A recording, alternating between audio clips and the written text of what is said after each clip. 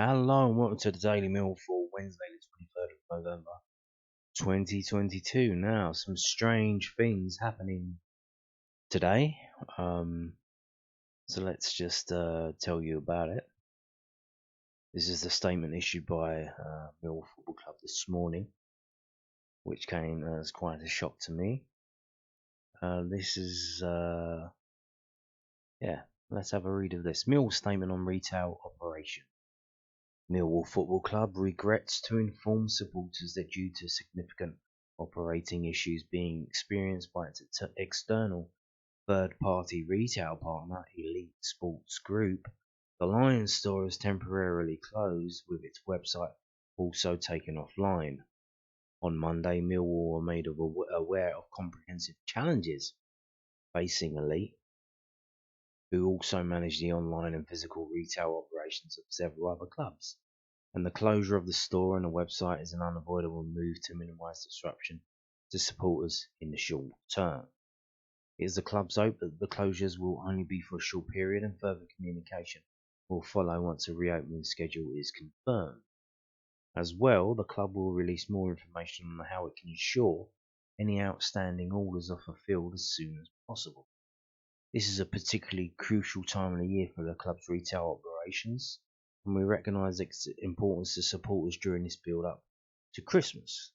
The club apologises to fans for the inconvenience caused and thanks everyone for their patience as we work tirelessly to resolve the issue as quickly as possible. So, significant operating issues being experienced by its external third-party retail partner, Elite Sports Groups.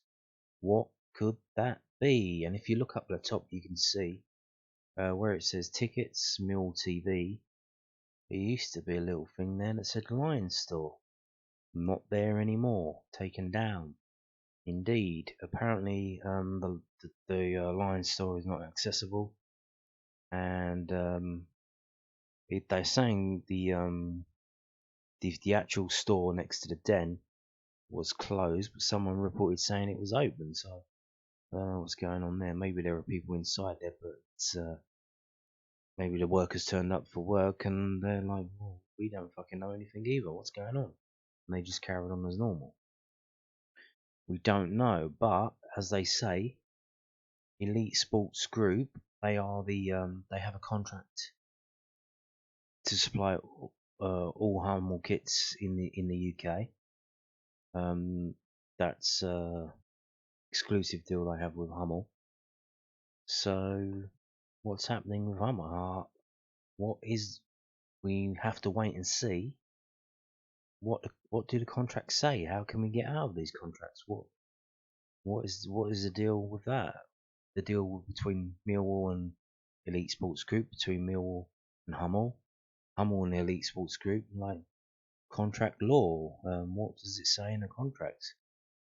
And we're going to go through the other clubs and what they've said. So here, this is 5 hours ago. So Millwall's one was 10 hours ago, the early morning. So this was a lot later. Now, this is from Coventry City. Club stores and online stores temporarily closed due to ongoing issues affecting Elite Sports Group. Unfortunately, due to circumstances out of our control, the club's retail partner has been facing significant operating issues. Earlier this week, we were informed of the challenges Elite Sports Group were facing with their online and physical operations. Due to the disruption, which is also affecting other clubs who are partnered with Elite, we were left with no other choice than to temporarily close the club stores and online shop. And then they go on. So just looking through these, just to find out more information. Obviously, that's quite popular. That's got 3,000 views there. So basically the same kind of language. So you'd think, is that a stock answer? We go to Southampton. They say, on Monday the 22nd of November, we made a decision to end our partnership with Elite Sports Group, who manages our online and physical retail operations. Because of that, both our online and physical stores are now closed for a short period of time. So they have cancelled their contract. It seems that their deal with them is done. So it seems they have to now set up their own thing at Southampton, or this is their actual store.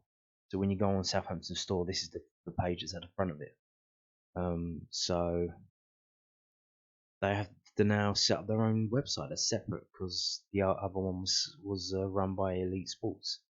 Luckily for Millwall, they've only signed these people in the summer. Is their old website still up and existing in the background somewhere? Surely they didn't delete it. Hopefully they didn't. Maybe they can refigure that and rejigger it and get that back on. We are currently working to minimise any disruption for fans and offering support for any elite retail staff who were working in our stores. As soon as that process has taken place, we'll confirm timings for reopening our retail stores and give all fans affected more information on how existing orders will be fulfilled or refunded. Yes. Who picks up the charge for that? So that's Southampton. So here we go with Everton, and I think they managed to escape because I don't know. I think they may have had a deal with someone else, so they only paid for the kits. Everton not impacted by Hummel issue as other clubs suffer major retail blows. This is from the liverpool.echo.uk. Everton won't be affected by the ongoing issues facing Hummel's UK partner Elite Sports Group. This week, both Southampton and Coventry City, who have Hummel kit partnerships, were forced to temporarily close both their online and physical retail outlets, citing significant operating issues facing Elite Sports Group. The Saints detailing their understanding of business and fulfillment challenges being experienced by the third-party retailer. Yes, a number of Millwall fans were saying their orders were taking quite a long time, and they were calling them up saying, "Well, what's going on?" And other people, I think myself included, we ordered stuff fine. Everton have a kit partnership with Danish sports manufacturer Hummel. One was it was extended at the start of October to run until the end of the 23-24 season. But whereas Southampton, Coventry, Millwall, and some other Hummel clubs have direct partnerships with their Hertfordshire-based Elite Sports Group, yet out of that field, I believe. Everton have a deal with major US firm Fanatics over their retail operation and have no direct link with Elite due to their long-term Fanatics link-up. So it means they got a bit lucky because they already had a deal with Fanatics and they didn't want to pay to get out of it, so they just stayed in it and signed a deal with Elite just to provide the Hummel shirts for the first team and etc. So they were a bit lucky with that. Fanatics, are they any good? Can they run our club shop? I don't know. Will they want to? The Echo have been told there will be no impact on retail operations either online or physical. This is for Everton. As a result of any challenges, blah blah blah. Let's get to the juicy bit at the end. Then they repeat the Southampton statement that I've just read to you. Now here is where it gets juicy. You ready for this? In September of this year, so 2 months ago, Elite were fined £459,000 alongside fines for JD Sports and Rangers FC for their part in what was found by the Competition and Markets Authority to be the price fixing of Rangers branded kits and other clothing items from September 2018 to July 2019. JD Sports were fined £1.485 million and Rangers £225,000. So they got a massive fine 2 months ago of £500,000, which is a blow, but are they? Here's the thing. You would think that they should be able to pay this. I mean, it's a lot of money, but not for a multi-million-pound company. So what's going on here? Are they folding so they don't have to pay that? Because if the company that technically goes out of business, but then it gets bought wholesale by another company that just so happens to have the same management and directors, well, isn't that a coincidence? And then they won't have to pay the fine because the company that owed the fine has gone bust, but a new company is coming and taking them over. I don't know if that's what's going on, but so moving on now to another club involved, Oldham Athletic. So here they go. This is their statement. This was announced before the Millwall statement 12 hours ago.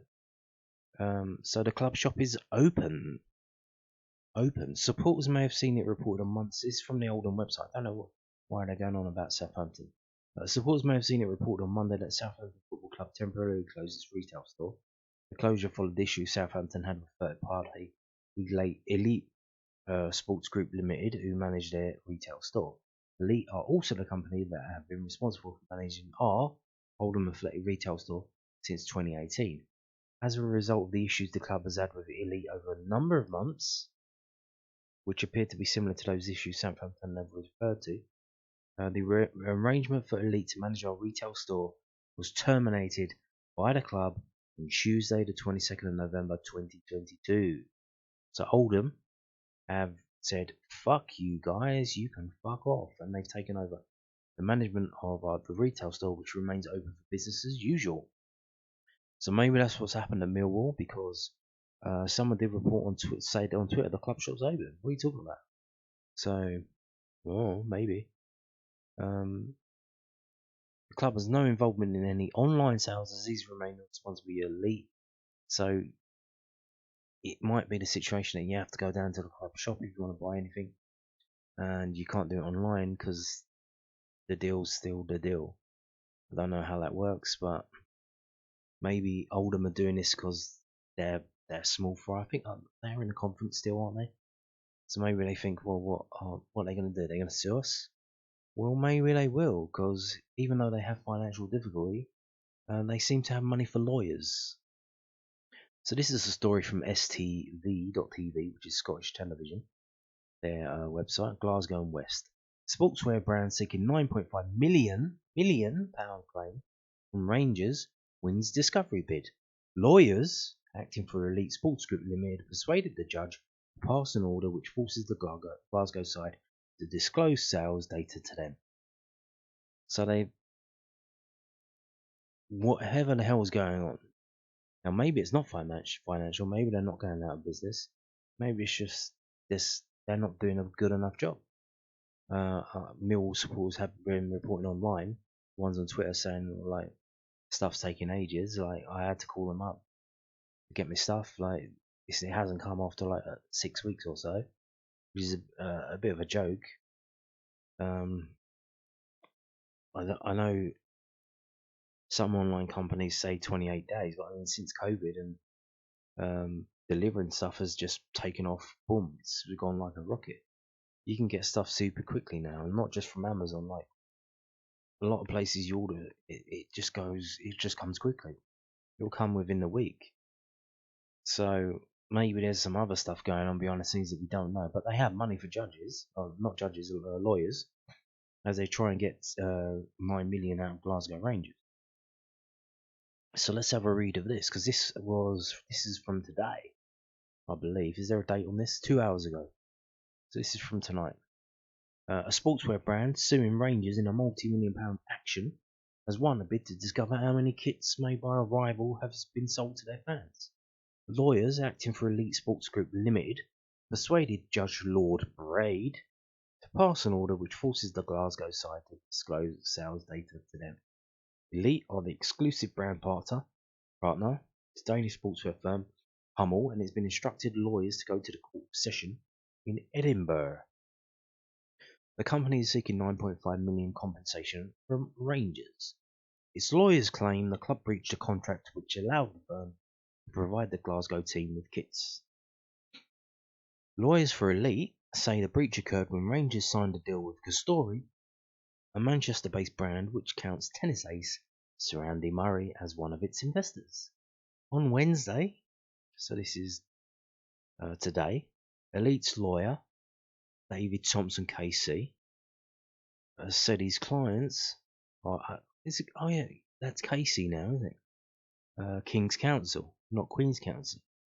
So you're not a QC anymore, you're a KC. Interesting, okay. Said his clients should be granted access to how many team kits made by Costori have been sold. Mr. Thompson told Lord Braid that he and his colleagues needed to see such information as it will help them prepare their case and see how much they should claim for in compensation. He told Lord Braid, "As the pursuers case that the rug was effectively pulled from under them, it is clear that Rangers entered into an agreement which they didn't perform. The amount being sought is currently based on an estimation of sales. If the relevant figures are produced, it will allow the claim to be more specific. I would ask the court to allow my motion for commission of diligence. The case being brought by Elite arises from a separate legal dispute involving Sports Direct, which was then owned by Mike Ashley and Rangers. Lawyers for Ashley's firm went to the High Court in London seeking an injunction to stop the deal between Elite and Rangers from going ahead. The deal, which was signed in October 2018, was supposed to allow Hummel to supply the Jersey kits and to sell replicas to fans. So this is when they got the thing for price fixing, if what I just told you before. From 2018 to 2019, that's the season. So what's happening here? So, however, Judge Lionel Percy, QC, is he a QC or a KC? Does it matter? Does it depend from when you started? Maybe all the old ones are still QCs, but the new ones are KCs? I don't know, but it says QC there. I found that the deal with Hummel to be a 3-year contract worth 10 million was undertaken without giving Sports Direct a chance to match it. So then Judge Percy ordered that Rangers couldn't wear any official Rangers technical products designed by, supplied by, gifted by, or manufactured by Elite or Hummel or bearing the Hummel brand. So what the fuck is that about? So how not? Let me just have a little think. A noggin on me toggin. What's happening here? So there was a court order by a judge that fucked up the deal.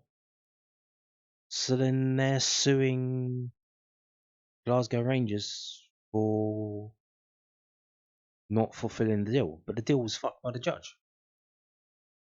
Sue the judge. Like, what are they doing? What are they doing? And not only that, but why is the judge getting involved?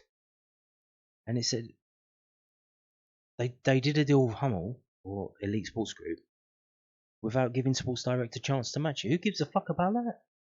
Who fucking cares? Okay, they could say, okay, we'll give them a chance to match it. Sports Direct, do you want to match the deal they've just made? And then they'll say to Rangers, yeah, this is the deal that we're offering. It's pretty much the same as their one. And then Rangers could say, okay, well, thanks for that. We've decided to go with Hummel. Go fuck yourself. We gave you a chance to match it. Go fuck yourself. Why is the judge getting involved in this fucking deal like this? This is what the fuck is this? This is why is he saying that they needed a chance to match it? Who fucking cares? If Rangers want to sign a deal with Elite Sports Group, as long as there's no fucking bribery or whatever, they didn't fucking crack on with it. What is this about? And then why are they suing Rangers for breaking the deal when they were following a court order by a judge? This is I don't know, mate. I'm not a lawyer. I don't understand. But why they broke the deal because they were told by the judge to break the deal? Although here's the thing, maybe look. So the judge, maybe it's in the wording. The judge ordered. Maybe that's why they're quoting it here. That they couldn't wear any official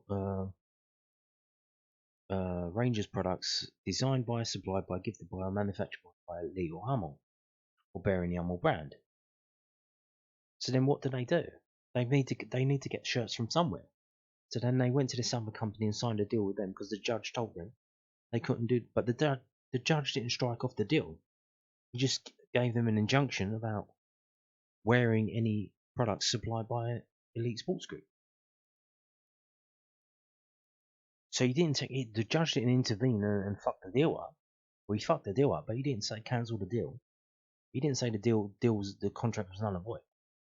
He just said you can't wear any of the shirts. Then Rangers are like, well, what fucking shirts are we gonna wear? So then they go to Castore. Castore is the official technical kit partner of a number of leading teams and athletes, including Rangers, McLaren Racing, Newcastle United, English Cricket, US Open champion Matt Fitzpatrick, and Andy Murray. The brand sells into more than 90 countries globally and was valued at being worth 750 million in September 2022. To be honest, I thought they were Italian, Castori, but apparently they're from Manchester, and Andy Murray owns a bit of it. On Wednesday, Mr. Thompson told Lord Bread that Rangers said to Hummel that he couldn't continue with the contract. Yeah, because the fucking Judge Percy said they couldn't. Like, well, I don't understand why they're suing them. He said the club then signed a deal with Castori in May 2020, so this is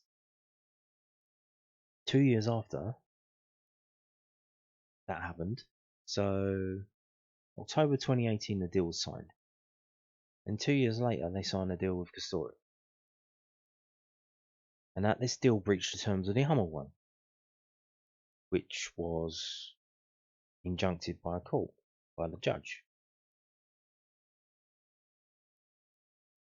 The agreement was reported to be worth 20 million and covered 5 seasons. But they signed a deal with Hummel and Elite Sports Group, who are exclusive partners for Hummel in the country. That was a 3-year deal. When that went south, they signed a deal with Castori for a 5-season deal worth 20 million. Mr. Thompson said the new deal caused Elite to sustain losses which it needed to be compensated for. Sue the judge. Sue Judge, what was his name, Percy? Sue Lionel Percy.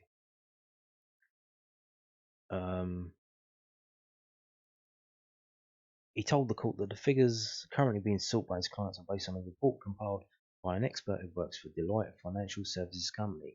He said he needed the actual sales figures from Rangers to help prepare his case. So this is discovery. This has just started now.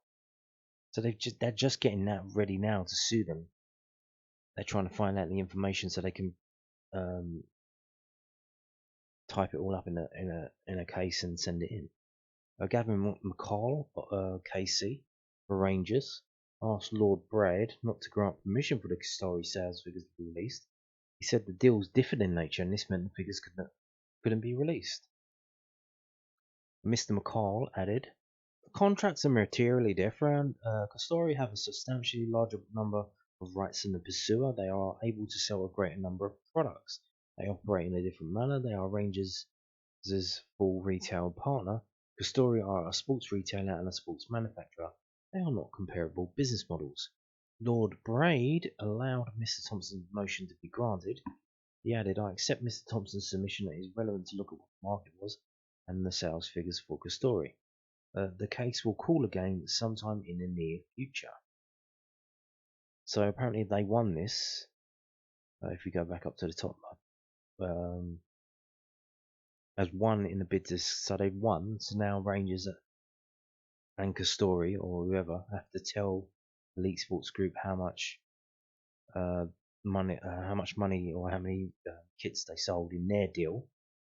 So then the Elite Sports Group can take that information, write it up in a lawsuit, go back to Rangers and say this is how much you asked, and then the judge, whoever, will say yes or no.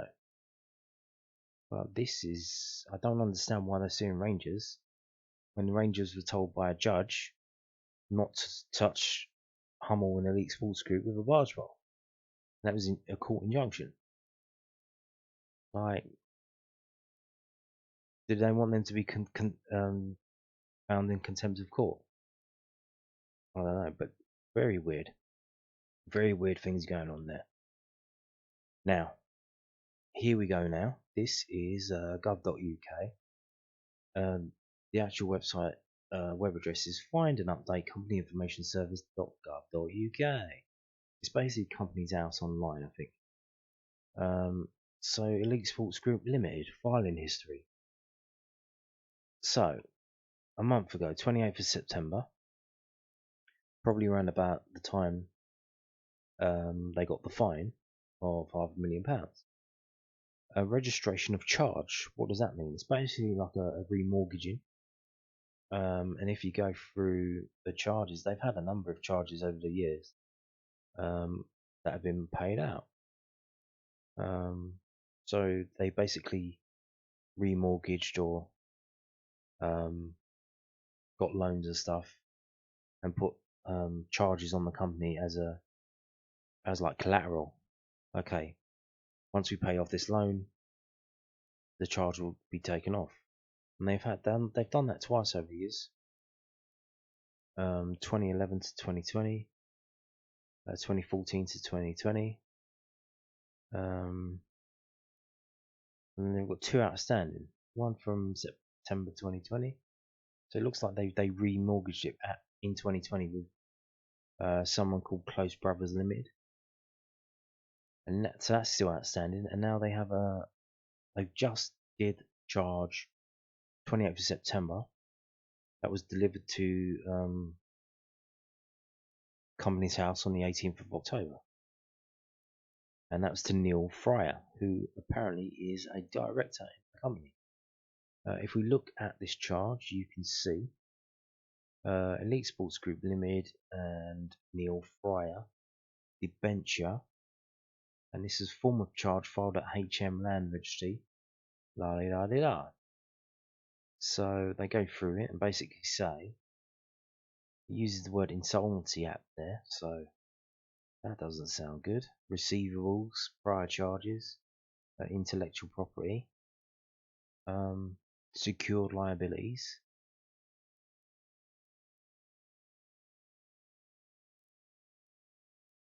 and it's basically setting out the terms. I think it doesn't say here, but I think that guy loaned them the money to pay off that fine that they got. I think that's what happened. But in order to do that, he said, "Okay, well, I'll put a charge on the company." Now, what's happening now?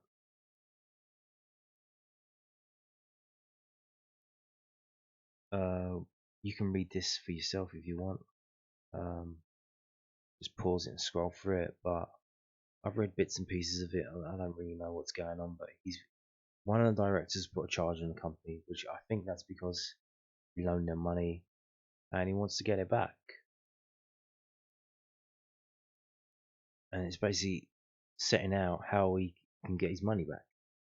Basically, if the company does a certain thing, he can just wind it up, call the receivers in, things like that, creditors in, under the Insolvency Act. If the company or any of its subsidiaries is deemed unable to pay its debts within the meaning of the Section 123 of the Insolvency Act, or commences negotiations with any one or more of its creditors with a view to a general readjustment of the scheduling of its indebtedness, to make a general assignment for the benefit of compensation to its creditors. So there you go. Each of the following events shall constitute an event of default. So they're going to default on their debts, on the money they owe. And then they can, the directors who put up the money, gets his stuff back. And we go through all here. This is 25 pages here. So it doesn't look good for them. But this was a couple of months ago. So it seems the problems that some Millwall fans have been struggling with may have been happened if they've ordered within the last month or two, because this is when this has come through. So I think I ordered a lot earlier when the new stuff came out. If you did as well, you probably didn't see any problem at all. So I think this is just within the last couple of months, since they got a £500,000 fine from the CMA. But interestingly, that appears to have fucked them up. I'm not sure what the terms are when they have to pay that. Probably pretty straight away for it. I don't know how it is with the tax man, but with the CMA, like fines and stuff from government departments, how long do you have to pay them? Is it like 7 days, 14 days? I'm sure it's not a long time. Then how you can't loan that money? Where are you going to go to a bank and say, "I'd like a loan of £500,000, please"? And they'll say, "What for?" "Oh, to pay off this fine that I got for being a scumbag." And they're gonna like, "Yeah, no," because banks loan people money to invest and speculate so they can get it back, to run businesses, to set up new businesses, to open restaurants and shit like that. Not for you to pay off a fine that you got for an existing business for doing something wrong. something illegal technically. So there you go. But they have money for judges. They've got money for they got money for lawyers in Scotland. Although maybe in Scotland lawyers are cheaper. I don't know. But there you go. This is Elite Sports Group. Elite Sports Group Limited seems to be in a bit of trouble. Got a little bit of trouble. And it's fucked up a whole lot of clubs. Millwall, Coventry, Southampton, Oldham, not Everton though. So yeah, we just have to wait and see now. Oldham have already sorted out their club shop. They've got it up and running again. The online obviously take a while, but we'll see how quickly Millwall can go. But this does not look good for Millwall now. It's interesting stuff, but the new training ground, the stuff for that, all the documents for that, they look absolutely brilliant.